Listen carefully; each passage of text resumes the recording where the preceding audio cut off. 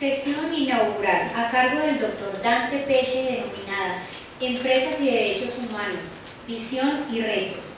El Dr. Dante Peche, director ejecutivo del Centro Vincular de la Pontificia Universidad Católica de Valparaíso, Chile, y miembro del Grupo de Trabajo de Derechos Humanos y Empresas de la ONU.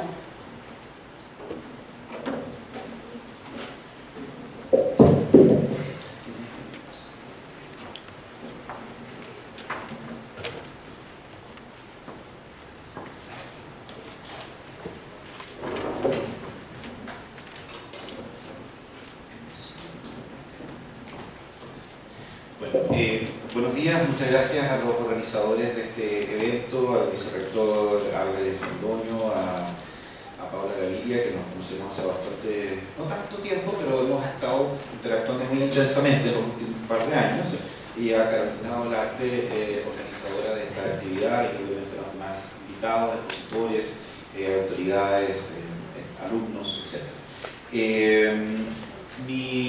Una de las primeras visitas que hice a Colombia, de hecho, incluyó la Universidad Javeriana hace algo más de 20 años, y por lo tanto, y en algún momento cuando se estaba elaborando la norma ISO 26000 de responsabilidad social, el foco académico colombiano era la Universidad Javeriana. Esos 14 años atrás, que estaba trabajando en red con ustedes, con la facultad, yo diría que de Economía más que la de Derecho, pero había un grupo interfacultades que se llamaba Grupo de Ética y Responsabilidad Social o algo así, y por lo tanto agradecido nuevamente por la invitación. Sé que estamos media hora desfasados en el tiempo, partimos media hora tarde, vamos justo media hora tarde. Voy a hacer un esfuerzo por tratar de ganar un poquito de un par de minutos, pero no está tan fácil, entonces al menos me ayuda a no pasarme. Que si me dan una señal cada 15 minutos o algo así, 45 los que me han asignado, trataré de hacerlo un poco más breve, pero por lo menos no más largo. Eso en el mínimo. Muy bien. Bueno, muchas gracias nuevamente entonces por la invitación. Como ya fui presentado, y quisiera dar una mini introducción a mi función. Las Naciones Unidas tiene una instancia que se llama procedimientos especiales, que son proyectos dentro de la Oficina del Alto Comisionado de Derechos Humanos, y esos proyectos son liderados por personas como yo, que se llaman expertos independientes. Eso significa que mi universidad dona mi tiempo para que yo pueda ser voluntario hacia las Naciones Unidas. No tengo una relación de dependencia con las Naciones Unidas, ni con ningún gobierno, ni con ninguna empresa, de manera de mantener mi independencia y de poder cumplir un rol crítico, constructivo, pero que desafíe cosas muy sencillas: que los gobiernos honren sus compromisos, implementando lo que han comprometido a implementar y monitorear ese proceso. Y les voy a ir contando algunas de las otras cosas que hacemos de cómo poder incentivar la implementación de compromisos. Y también trabajamos con el sector empresarial, que ha comprometido la implementación de los principios rectores, y nuestro monitoreo, nuestro seguimiento tiene que ver con la misma pregunta: evidencia de progreso. Nada del otro mundo, pero respecto de los compromisos públicos que se han adquirido, ¿cuál es la evidencia de que se está haciendo un esfuerzo real, verificable, trazable, de implementación, de honrar los compromisos? No es nada de ciencia oculta ni nada demasiado misterioso pedir que nuestros gobiernos, los que han comprometido acciones, y nuestras empresas que han comprometido acciones concretas, lo hagan. Y eso puede ser difícil, puede tomar un cierto tiempo, pero ahí estamos, digamos, acompañando. Muy bien, con esa pequeña introducción voy a iniciar la presentación. No estoy seguro si se logra ver bien la pantalla, yo no la logro ver bien, pero está medio mal porque yo tampoco logro ver bien lo que estoy mirando. Pero no sé si hay alguna forma de acercar un poquito más. Si es que se puede, si no, bueno, yo sé lo que dice porque no lo preparo, pero nada más que para tener un poquito más de cercanía. Eso, muchas gracias. Bueno, primero quisiera decir un par de cosas de contexto muy breves donde nos encontramos en el mundo. Ustedes saben que tenemos problemas en la humanidad, algunos fueron presentados en los videos.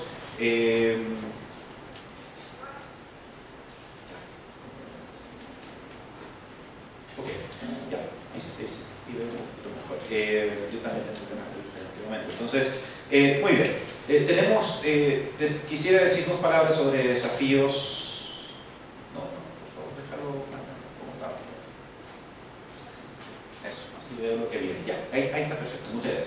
Bueno, dos palabras sobre el contexto. Tenemos un contexto de planeta en problemas, eso lo tenemos todo bastante claro, no hay ningún misterio. Un monitoreo de conflictos ambientales, se cruzan con conflictos en derechos humanos en todo el mundo. Les voy a mostrar alguna evidencia después de cómo eso se refleja en actividades empresariales en nuestra región.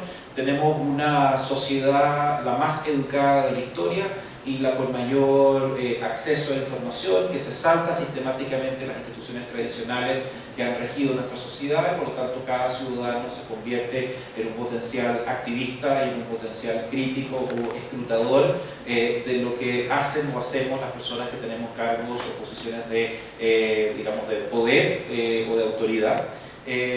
Tenemos acceso a información muy expedita, somos la sociedad más interconectada de la historia y por lo tanto todo se puede viralizar muy rápido, y obviamente eso impone cierto desafío de rendición de cuenta casi al segundo, porque todo está cada día más interrelacionado y vigente. Tenemos lo que MIT ha llamado la hipertransparencia, y eso también es un dato de la Escuela de Negocios del MIT que habla de que las empresas y especialmente los empresarios, personas un poco mayores, tomadores de decisiones un poco mayores, no han internalizado la hipertransparencia, y lo que implica que tengamos una sociedad educada, que escruta, que critica y que la tiene fácil. Porque el acceso a la información está fácil, las redes sociales nos facilitan esa interacción. Bueno, tenemos, digamos, yo podría ahondar en megatendencias, presiones demográficas, cambio climático, en fin. Y en paralelo ha habido una evolución, y esto es menos conocido, para tratar de entender cuál es el rol de la empresa en la sociedad.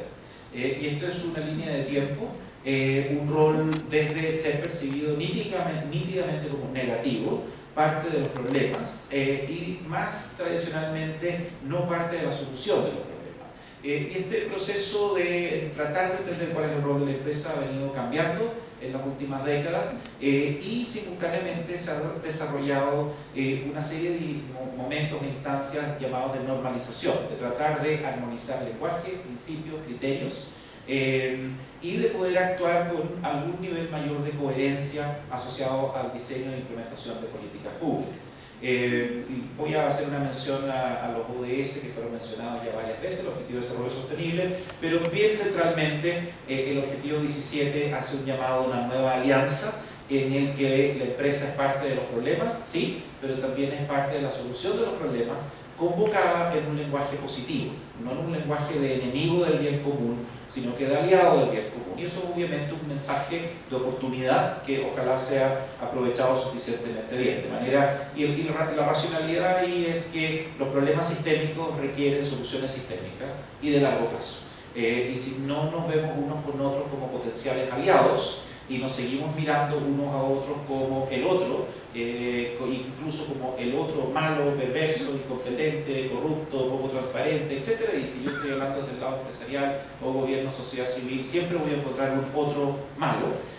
Si no le damos una oportunidad al diálogo y a la alianza y a la colaboración, obviamente es muy difícil enfrentar los desafíos. Pero tenemos hoy día una plataforma de lenguaje que permite tratar de conceptualizar y construir una visión de conjunto hacia adelante. Bueno, muy bien. Ahora, específicamente sobre los principios rectores y nuestro grupo de trabajo, lo menciono un poquito más. Los principios rectores se ubican dentro de este contexto, de tratar de proveer claridad de cuál es el rol de la empresa y la interconexión entre empresa, bien común y derechos humanos. Esto dio y se constituyó un grupo de trabajo que dio como resultado los principios rectores, un proceso de prácticamente 6 años y que culminan con la aprobación unánime de los principios rectores en el Consejo de Derechos Humanos de la ONU. Ahora, esa aprobación unánime es, digamos, tiene algunos elementos, yo diría, de pie de página, algunas pequeñas correcciones que me ha tocado confrontar o enfrentar en la realidad. Cuando los gobiernos dicen que sí a una norma internacional, que en este caso son los principios rectores, no significa que hayan hecho un análisis pormenorizado de qué implica decir que sí en términos de implementación. Y la implementación es débil. ¿Sí? Si bien uno tiene un mensaje político muy importante, unanimidad en la aprobación de los principios, no son cuestionados por los gobiernos, La evidencia de implementación práctica está todavía a nivel de pioneros, como Colombia, y que luego Paula nos contará más detalles de los desafíos de implementación, pero estamos en el nivel de pioneros. Lo mismo en el caso de Holanda, de los primeros países con un plan de acción, y entonces ahí tenemos una dificultad práctica que tiene que ver con la implementación práctica. Lo bueno de tener estos principios rectores consensuados, tanto en lenguaje y su orientación a nivel de principios, unánime, es que tenemos una plataforma que no está disputada a nivel de principios, a nivel de racionalidad, y por lo tanto nos permite concentrar nuestra discusión en la implementación práctica y cómo los principios actúan o sirven para fortalecer la coherencia de políticas públicas, articularse con otras agendas, etcétera, pero no la discusión filosófica si hay alguna conexión lógica y racional entre empresas, derechos humanos, bien común, desarrollo sostenible. Yo diría que eso es una discusión por lo menos conceptualmente superada. Hoy día realmente nuestro foco está en la implementación, al menos así visualizamos nuestro trabajo como grupo de trabajo. Ahora, los principios rectores traducidos a español, diseminados desde el 2011, el vicerrector nos mencionó los 3 pilares de los principios rectores. No quisiera ahondar en mucho detalle, más bien invitaría a leerlos. No son muchos, son 31 principios, un librito pequeño, está traducido en diferentes idiomas, no es de otro planeta. El punto que tiene 3 focos: el foco en el deber del Estado de proteger, en la medida que las actividades económicas que el Estado controla directamente, compra inteligente, por ejemplo, empresas estatales, por ejemplo, créditos a la exportación, todo el mundo de la diplomacia económica, todo el mundo de incentivos dentro del país, aquellas actividades económicas que el Estado controla directamente, lo que se espera, y así lo plantean los principios, es que el Estado haga un esfuerzo adicional. Y algunos gobiernos, muy claramente, por ejemplo el sueco, lo que dicen es el benchmark para el sector privado deben ser las empresas estatales, porque es un reflejo de la voluntad política del propio Estado que suscribe estos principios. Y por lo tanto, un gobierno que dice que esto es importante para el mundo empresarial, ¿cuál es la prueba de la blancura? El test ácido, el comportamiento empresarial de las empresas cuyo gobierno nombra el directorio y controla su gobierno corporativo, por tanto, ese es el test ácido.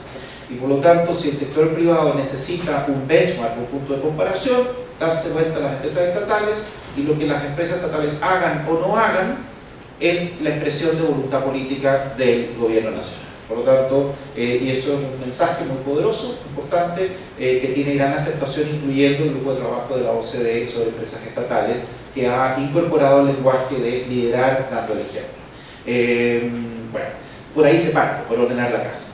Tiene el segundo pilar, la responsabilidad empresarial de respetar los derechos humanos, también ya ha sido mencionado, a partir de un ejercicio juicioso, autocrítico, sobre identificación de impactos. Es el proceso llamado de diligencia debida o de diligencia, que requiere voluntad política, porque la metodología de poder hacer un diagnóstico juicioso de riesgos o impactos de vulneración de derechos humanos es posible en la medida que la empresa quiera.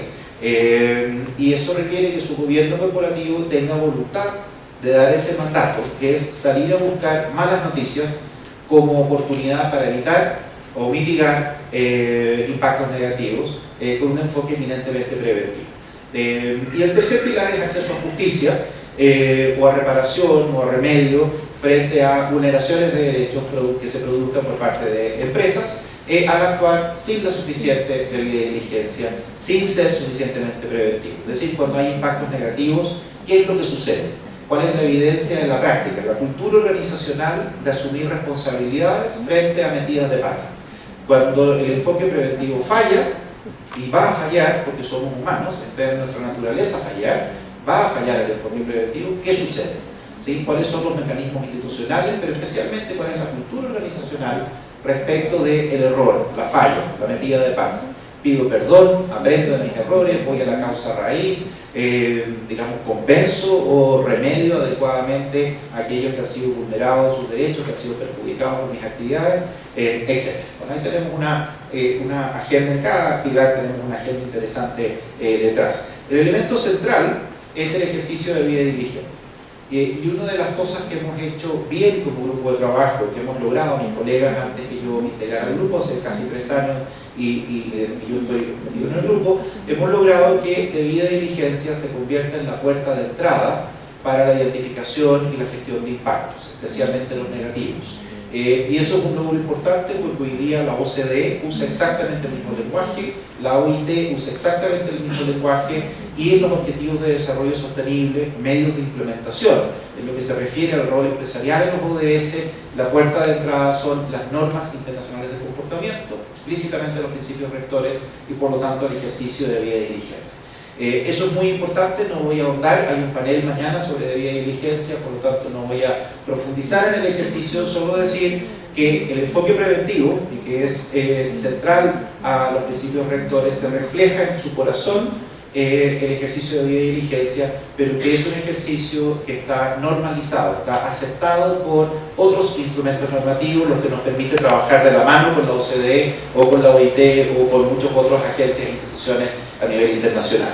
Ahora, ¿qué es lo que se pretende con los principios rectores? Evitar hacer daño, lo dijo el vicerrector antes también, evitar hacer daño, lo que refleja eminentemente un enfoque preventivo, es decir, antes de reparar, yo debo evitar las consecuencias negativas derivadas de actividades empresariales proactivamente, conscientemente, a partir de un diagnóstico de riesgos, donde es más probable o posible que yo produzca afectaciones negativas, impactos negativos a personas o grupos de personas, especialmente los más vulnerables, y yo puedo elaborar un montón más en estos elementos, pero quisiera conversar con ustedes más elementos, de manera que poder orientar las conversaciones del día de hoy y de mañana, y obviamente todo el seguimiento que quieran en los años que vienen, mientras esté en el grupo de trabajo, y después seguiré en la universidad, supongo que hasta que me jubile o algo así, siguiendo tradición familiar, digamos, digamos serían un par de generaciones haciendo lo mismo. Bueno, no hacer daño. Ahora, un elemento que quisiera destacar es el respaldo que este enfoque tiene en el sector empresarial. El empresariado internacional participó de las deliberaciones, participó de este consenso en cierta medida, dando respaldo y bienvenida a los principios rectores cuando fueron aprobados por nuestros gobiernos, pero no había una declaración explícita sobre implementación. Y esa declaración explícita de implementación es esta declaración de la Organización Internacional de Empleadores, la declaración de Bahrein, y si ustedes leen la última línea, dice el compromiso con la implementación, la agenda de los Objetivos de Desarrollo Sostenible, entonces publica el mes después del acuerdo de los ODS, el compromiso con la implementación en el marco de los ODS de los principios rectores. Y esto es muy poderoso, y esta declaración fue seguida por declaraciones equivalentes de otra cantidad de asociaciones empresariales, y que en el caso de Colombia se refleja en los logos que están en la pantalla. Por lo tanto, que son todas instituciones, o debieran serlo, de referencia para ustedes. Todos ellos están dentro de organizaciones que han comprometido la implementación de los principios rectores. Eso significa que mi trabajo, nuestro trabajo, es de hacer preguntas muy simples a cada uno de ellos. Evidencia de progreso. ¿En qué? En el cumplimiento de compromisos que ustedes mismos han puesto por escrito. Y en la medida que esto está explícito, es legítimo, lo mismo que usted nos toca con los gobiernos, hacer preguntas muy sencillas. ¿Qué pasa con la implementación o el cumplimiento de compromisos? Evidencia de progreso es el lenguaje que utilizamos, no somos más agresivos que eso. Evidencia de progreso. ¿A quiénes? A los que han asumido compromisos. Nuestros gobiernos y las asociaciones empresariales que están en la pantalla, porque corresponden y son las contrapartes nacionales de compromisos explícitos que existen a nivel internacional. Muy bien. Ahora, el sector empresarial, con el que dialogamos 3 veces al año cara a cara en Ginebra, invitamos a las asociaciones empresariales a que nos ayuden a perfeccionar nuestra agenda, a construir la agenda, y son parte constitutiva de nuestro mecanismo de trabajo, lo mismo que obviamente los gobiernos, a los cuales rendimos cuenta y del cual viene nuestro mandato, pero dialogamos con la sociedad civil y dialogamos con el empresariado representado por sus asociaciones empresariales 3 veces al año. Consistentemente, ¿qué es lo que nos piden? Armonización y coherencia. Nos dicen, por favor, el mayor esfuerzo posible en armonizar el lenguaje, principios y expectativas. Gobiernos a nivel nacional o local, el sistema internacional, por favor pónganse de acuerdo y díganos qué esperan de nosotros en un paso a paso que alguien como yo, que es normal, pueda entender, y alguien como mi gerente de operaciones pueda entender, y alguien como miembro de directorio pueda entender, alguien normal pueda entender. Por lo tanto, nos piden que la discusión académica o abstracta se limite a las universidades y que la discusión con el empresariado esté focalizada en implementación. a partir de la armonización, lenguaje compartido, y a partir de la coherencia de políticas públicas, de manera que los gobiernos piensen en la implementación práctica. No ganamos nada por llenarnos de recomendaciones que no conversan entre sí y llenarnos de iniciativas que no conversan entre sí, porque lo único que hacen es dificultar la implementación práctica. Y hoy día, como he dicho varias veces, en la implementación es lo que concentra el 90-10 de nuestro trabajo, es implementación. No digo que no haya espacio para la reflexión, aprendizaje y un debate académico, por supuesto, yo mismo trabajo en una universidad, ¿no? Mis colegas todos trabajan en universidades, pero lo que nos piden los actores de sociedad civil y empresarial es un foco pensando en la práctica. En qué es lo que funciona, qué es lo que no funciona, qué podemos aprender colectiva, individual y colectivamente, etc. Y en este sentido tenemos buenos logros. Si bien todavía la implementación de los principios rectores como un set de principios por separado de otros en sí mismos están todavía en el nivel de pioneros, sí tenemos una creciente integración de los principios rectores o de algunos de sus principios a iniciativas e instituciones internacionales con los que hemos logrado armonizar lenguaje. Por ejemplo, debida diligencia. Es muy importante aprender cómo hacer un ejercicio de debida diligencia porque es puerta de entrada para iniciativas políticas e instrumentos normativos. También estamos haciendo monitoreo de instrumentos normativos y de qué manera los principios rectores se insertan, se conectan, se articulan con instrumentos normativos de manera de aportar a esta armonización que conlleva o debiera conllevar coherencia de políticas públicas a nivel de gobierno, pero también coherencia y la implementación de tareas a nivel de empresa. Y eso lo estamos logrando bastante bien. O sea, hoy día cuando uno tiene una conversación en el marco de la OCDE, poca gente sabe que debida diligencia viene de los principios rectores. Debida diligencia hoy día es la puerta de entrada para prácticamente todo lo que la OCDE está haciendo y ya se perdió en la historia su origen. Es válido, ¿sí? A mí me encantaría que tuviéramos un poquito más de reconocimiento, pero el hecho de que la realidad indica que due diligence o debida diligencia se convierte en lo normal, como puerta de entrada, como forma de pensar, es algo que es muy valioso y muy importante. Y en ese sentido, para efectos de Colombia, muy importante la conexión que tenemos con la OCDE.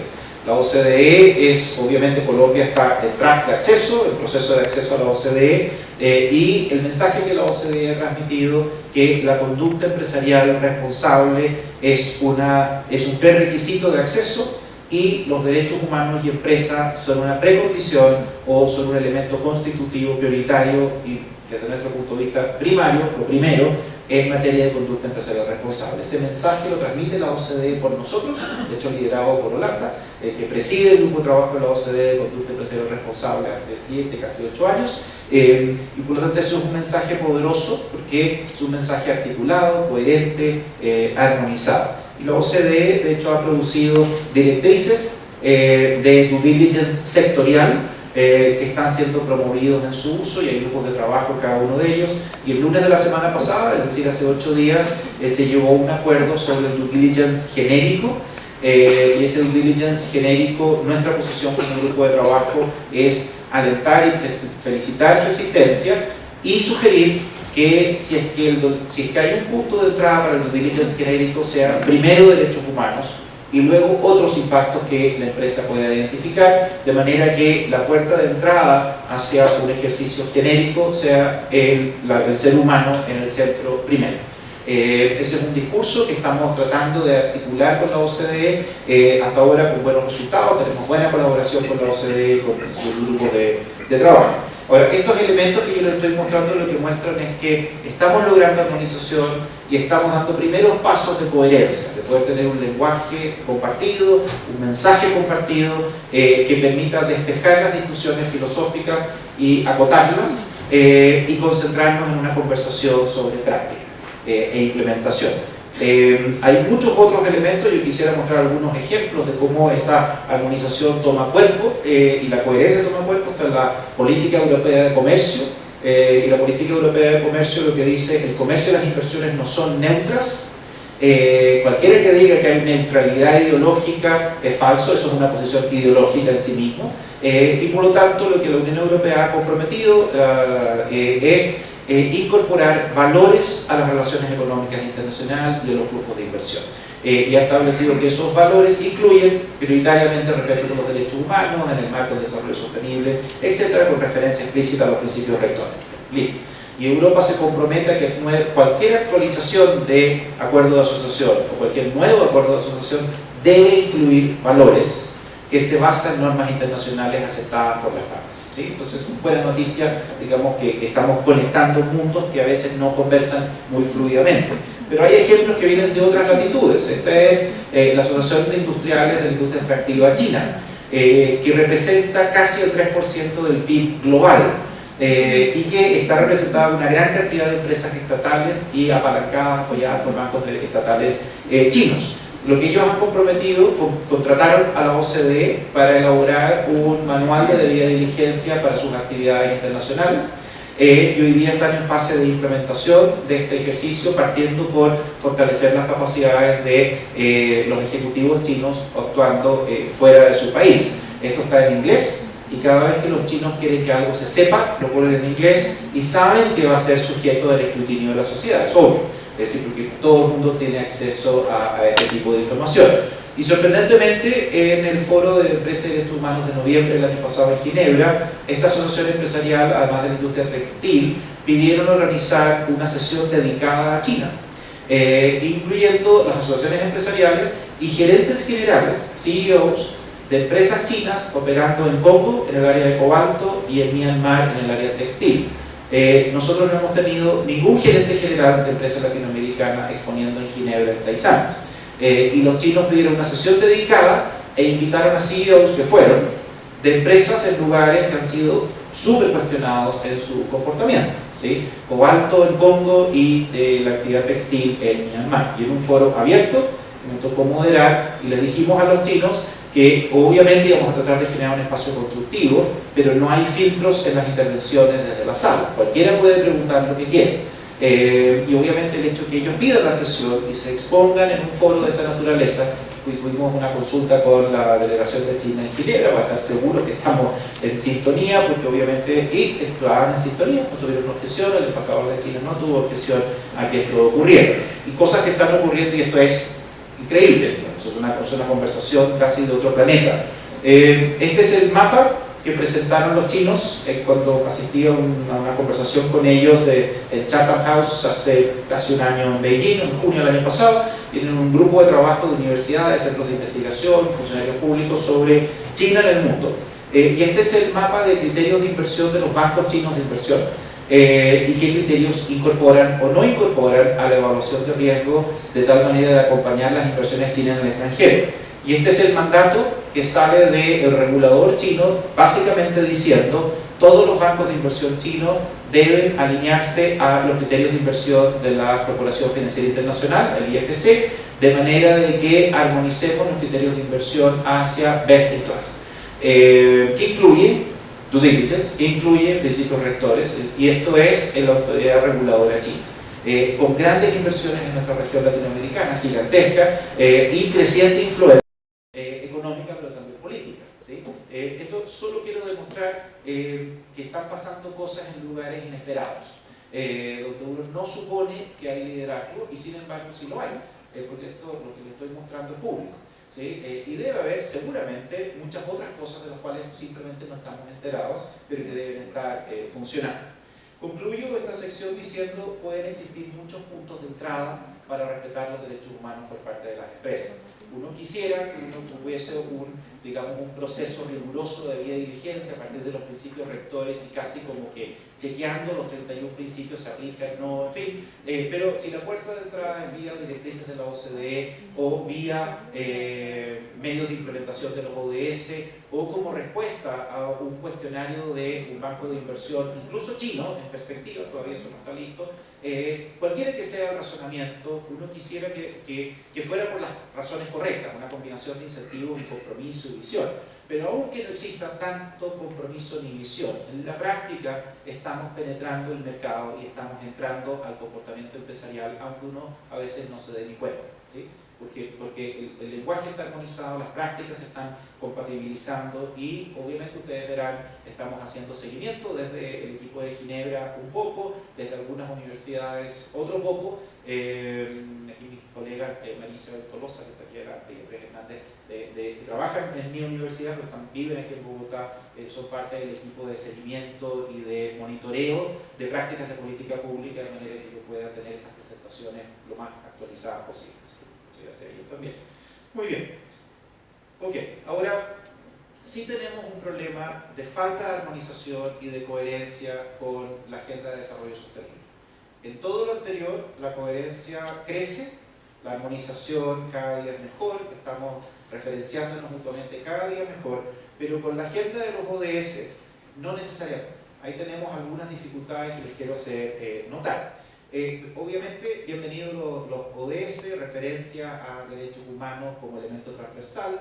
No hay ninguna referencia a la empresa estatal, solo empresa privada, lo que es una falla, diría yo, bastante importante. 25% de las 500 empresas más grandes del mundo son estatales, por lo tanto es un pedazo grande que se va quedando por fuera.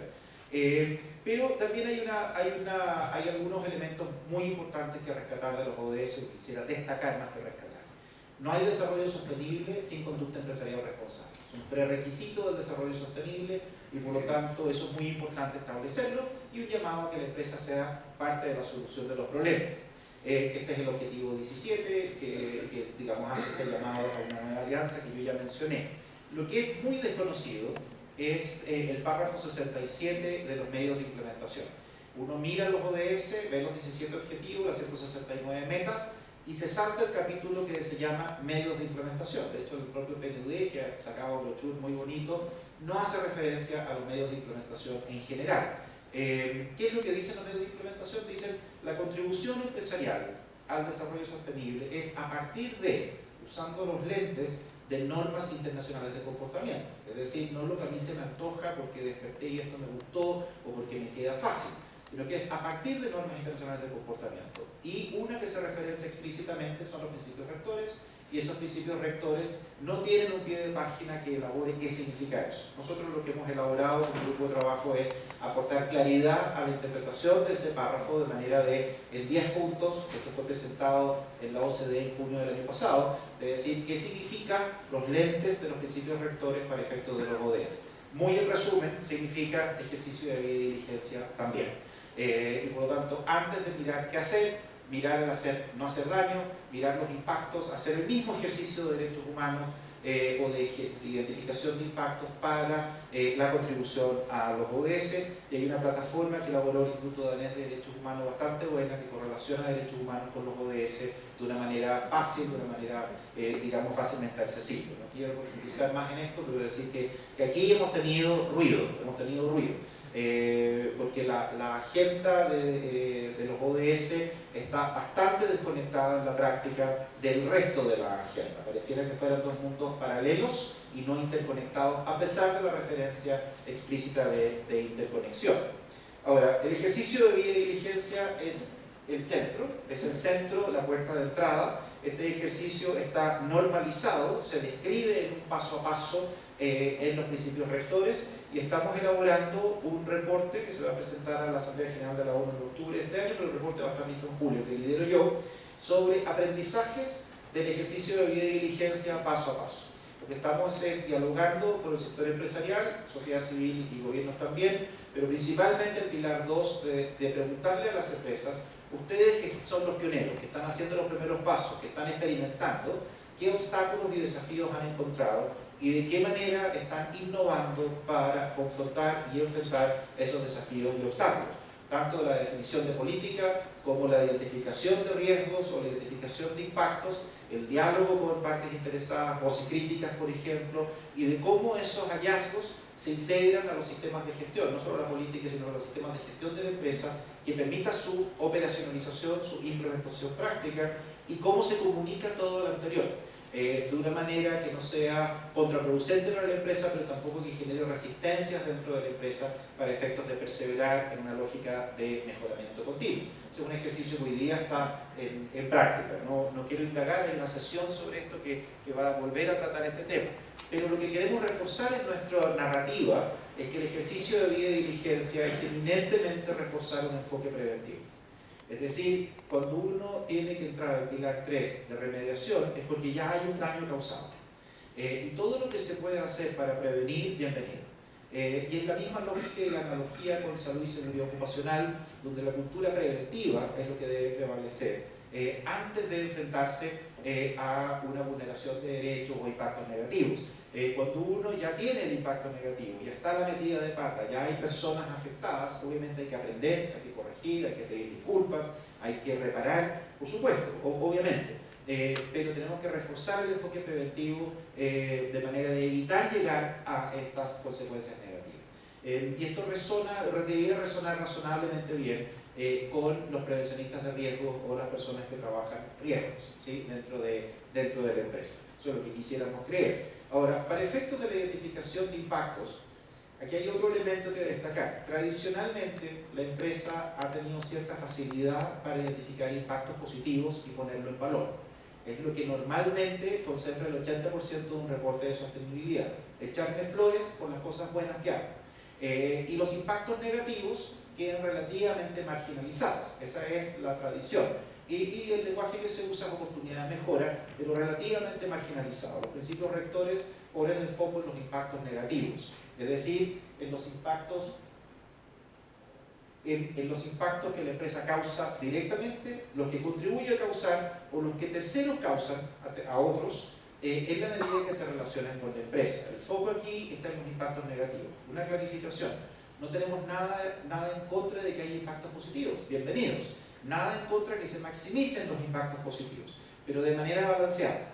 Y el foco nuestro trabajo es asegurarnos que la empresa tenga conciencia y sus tomadores de decisión sobre impactos negativos. Porque esos quedan perdidos, tradicionalmente quedan perdidos en el análisis de riesgo y de impactos que hace la empresa. Ahora, ¿qué es lo que nosotros sugerimos como visión? ¿Qué es lo que la empresa debiera tener al final del ejercicio de vida y diligencia? Debiera saber y mostrar, debiera saber cuáles son esos impactos, cuáles son esos riesgos, cuáles son esas reales o posibles afectaciones y mostrar compromiso con asumir su responsabilidad frente a ellos. Es decir, evitar, mitigar y estar dispuesto a reparar o remediar en caso de que no pueda remediar o evitar completamente.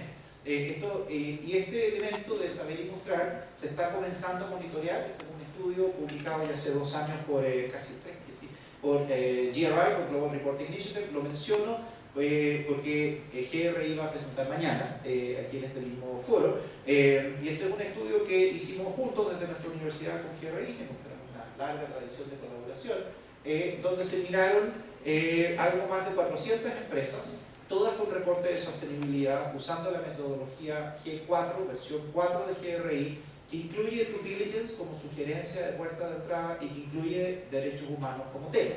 Y aquí se miraron más de 400 empresas en distintos sectores y se profundizó bastante en 30 de ellas que son signatarias o miembros de clubes por autoselección. Es decir, la Asociación Minera ICMM, la Asociación Petrolera IPIECA, y por lo tanto se esperaba que las empresas que reportan bajo G4, que ya tienen una cultura de transparencia y que además pertenecen a asociaciones empresariales, fueran los super champions.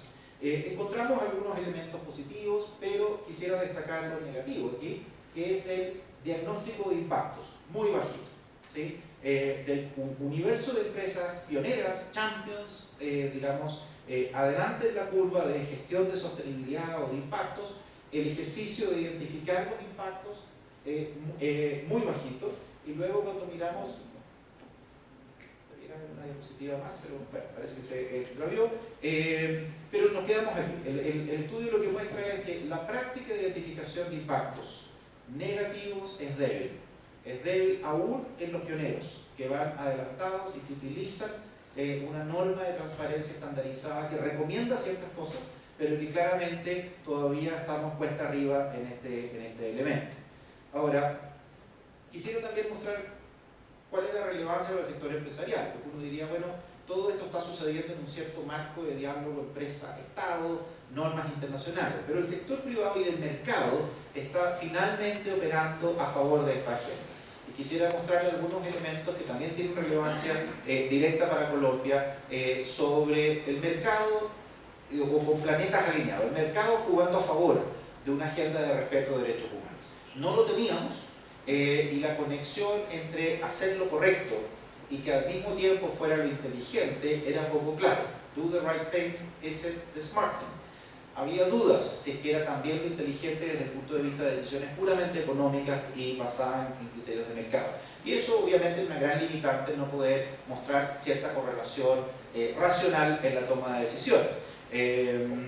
Y lo que quería mostrarles son algunos elementos que tienen que ver con el mercado. Este es el análisis de Standard & Poor's, que dice que el valor de las 500 empresas más grandes del mundo se expresa 85% por intangibles y 15% por activos. Por lo tanto, tener un yacimiento minero vale mucho menos que tener viabilidad de explotación, que vale mucho más, por ponerlo en términos extractivos, digamos, como en Colombia. Entonces, tener identificado un yacimiento, petróleo, gas, de minería, vale poco si no lo puedo explotar.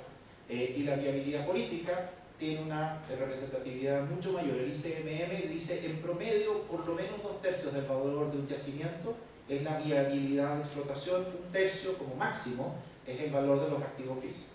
Pero lo que dice Standard & Poor's es 85% del valor de una empresa se expresa por intangibles, es decir, su respetabilidad, su buena reputación, su buen gobierno corporativo, su transparencia, su visión de largo plazo, sus apuestas de largo plazo, más que los activos que pueda tener. Otro elemento es esta iniciativa de bolsas de valores sostenibles, donde está Colombia participando activamente, también Chile, Perú, Brasil, Argentina no estoy seguro en este momento, México, Jamaica, en fin, la iniciativa de bolsas de valores sostenibles. Sobre esto voy a volver en un momento, pero ustedes tienen y son parte del índice MILA de la Alianza del Pacífico, el índice Dow Jones Latinoamérica o MILA, donde está la Bolsa de Valores de Bogotá participando activamente, y por lo tanto esta iniciativa que Bogotá participa desde hace ya varios años también tiene un elemento regional cada día más importante, que se lo menciono de un momento.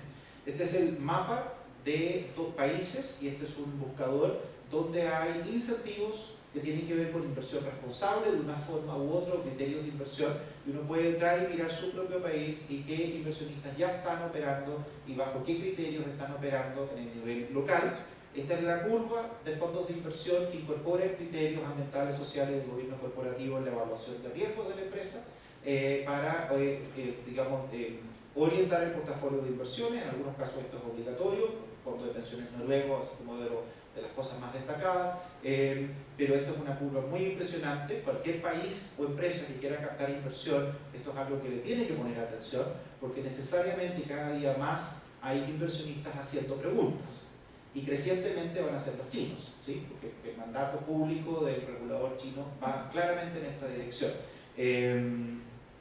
Estos son criterios de otro estudio sobre por qué una empresa motiva una gestión de sostenibilidad o una gestión que tiene que ver con la identificación de impactos, etc. Y donde empieza a aparecer es por criterios de inversionistas institucionales, es decir, ¿qué está empujando a empresas a actuar? Es porque mis inversionistas me están preguntando, los analistas de riesgo me están preguntando. Por lo tanto, como he dicho varias veces, el mercado comienza a jugar claramente a favor de una agenda de hacer lo correcto, ¿sí? Y esa combinación es virtuosa. Este es el resultado que muestra Robeco Sam, analista de la Bolsa de Valores de Bogotá, es el que la Bolsa de Valores contrató como analista, es el mismo que provee a Dow Jones Sustainability Indexes, análisis, y esta es una evaluación 12 años atrás de un portafolio de empresas, algo como 900 empresas que ellos analizaron y segmentaron el 20% de mejor desempeño de sostenibilidad con el 20% de más bajo desempeño de sostenibilidad en el análisis, es decir, son todas empresas pioneras, champions, pero segmentaron en quintiles, y ese es el rendimiento en bolsa, la curva verde, rendimiento en bolsa de ese portafolio 20 y el rendimiento en bolsa del portafolio más bajo en las que hacen apuesta de sostenibilidad. Conclusión es que es un buen negocio apostar a empresas que tienen una política de sostenibilidad corporativa basada en su identificación proactiva de riesgos y de impactos. No es hacer un buen negocio o hacer lo correcto. Hacer lo correcto refuerza el buen negocio, lo hace mejor negocio. Y eso está teniendo premio de mercado, ¿sí? Y eso es muy importante. De hecho va a haber presentaciones más adelante que seguramente van a tratar este tema, y como he dicho varias veces, el mercado está jugando a favor. No era claro hasta hace poquitos años, hoy día está cada día más claro y está llegando a nuestro entorno. Pero este es otro dato que es preocupante, que es el porcentaje de empresas donde inversionistas tienen inversiones en regiones del mundo que ha sido afectada negativamente por conflictos o por un inadecuado enfoque preventivo frente a impactos. Y la peor región del mundo para hacer inversiones somos nosotros.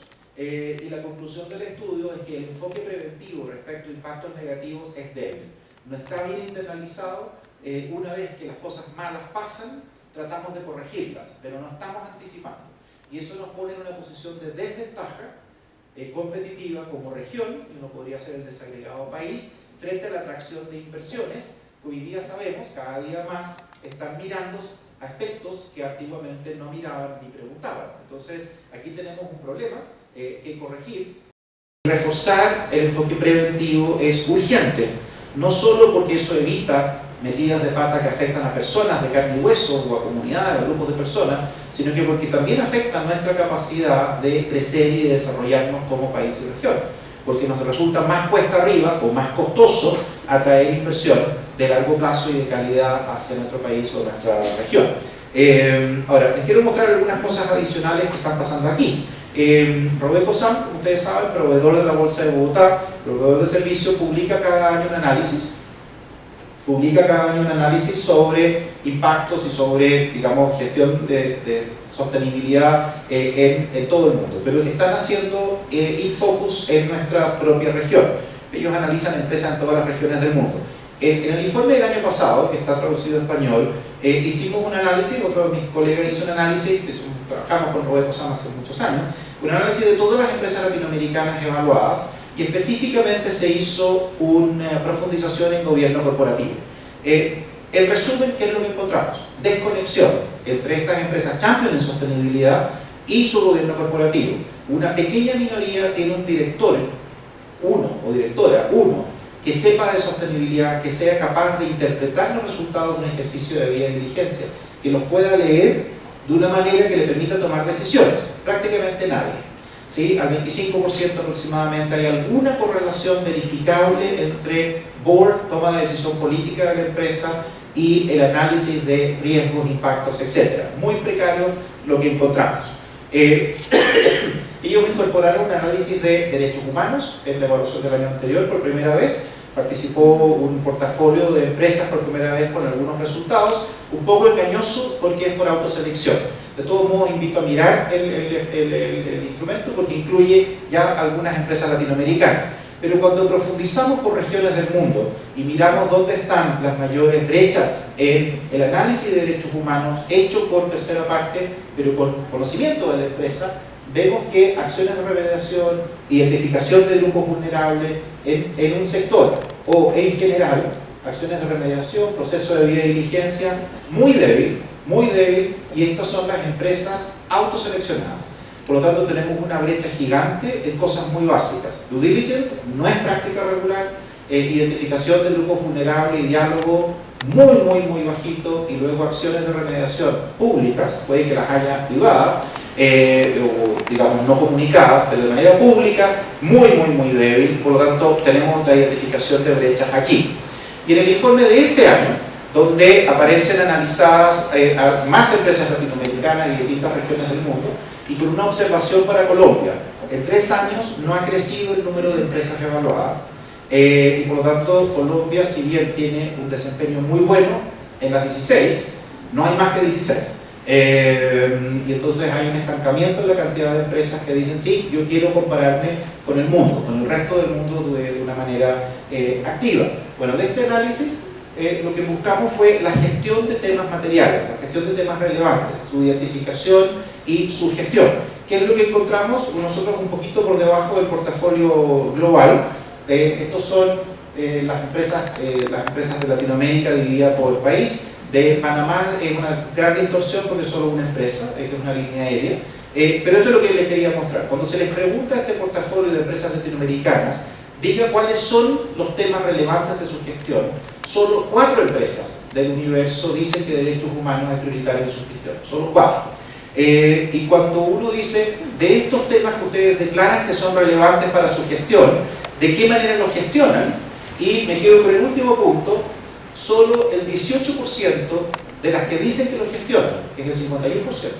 O sea, solo la mitad de estas empresas dicen, nosotros gestionamos regularmente aquellos aspectos que generan impactos, que son relevantes para nuestra gestión en materia de impacto con la sociedad, ambiental, en fin, obviamente derechos humanos está incluido. Bueno, de ese 51%, solo el 18% genera incentivos económicos a nivel de gerentes, directorios u otros. Es decir, KPIs que tengan un impacto en algo que duela al interior del país. Solo 18 del 51. De nuevo, es bueno que tengamos los datos porque hoy día podemos tener una conversación informada, como decía Paula, sobre datos duros de nuestra región.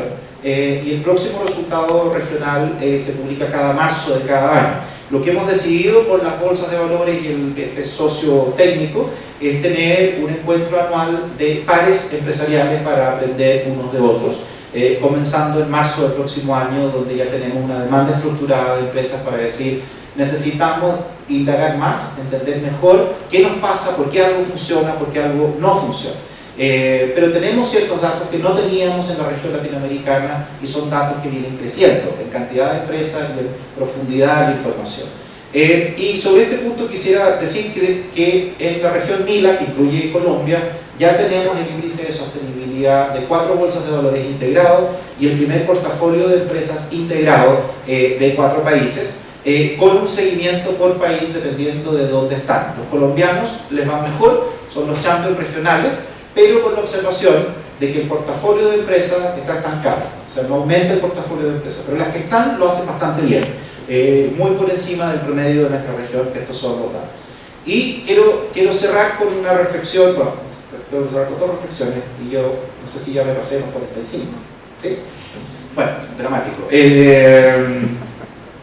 2 reflexiones, una sobre gestión de riesgos, ¿dónde encontrar esta gestión de riesgos? Que tiene que ver con estrategia, con gobierno corporativo, la gestión de riesgos. Hay monitoreo de riesgos, estos son riesgos más probables que existan. El Foro Económico Mundial publicó en enero de este año un mapa de riesgos corporativos y si ustedes se fijan, los riesgos más probables de ocurrencia se han ido moviendo de riesgos económicos, los azulitos, hacia riesgos sociales, los rojos, ambientales, los verdes, tecnológicos, los morados o lila, etc. ¿Cuál fue la conclusión del Foro Económico Mundial? La gestión de riesgos empresarial se ha ido quedando atrás respecto de los riesgos que rodean la gestión empresarial. Es decir, el enfoque preventivo ha empeorado porque la cantidad de riesgos emergentes va más rápido que la capacidad de adaptación de la empresa y los equipos a cargo del monitoreo de riesgos miran el mundo con un cristal que se quedó atrás. ¿Sí? Ese es básicamente el mensaje.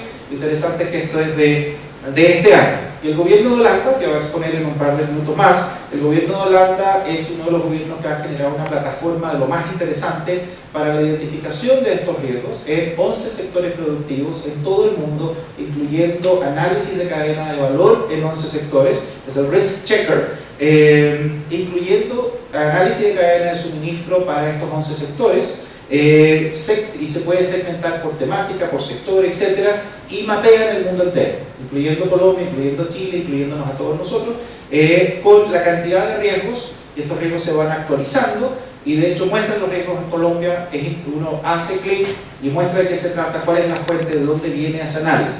¿Cuál es la conclusión? Que al 80-20 por lo menos, en cada uno de nuestros países podemos tener una visión de dónde están las principales dificultades y cómo nos están mirando otros y en qué se están fijando otros para efectos de tener relaciones económicas con nosotros y también políticas con nosotros.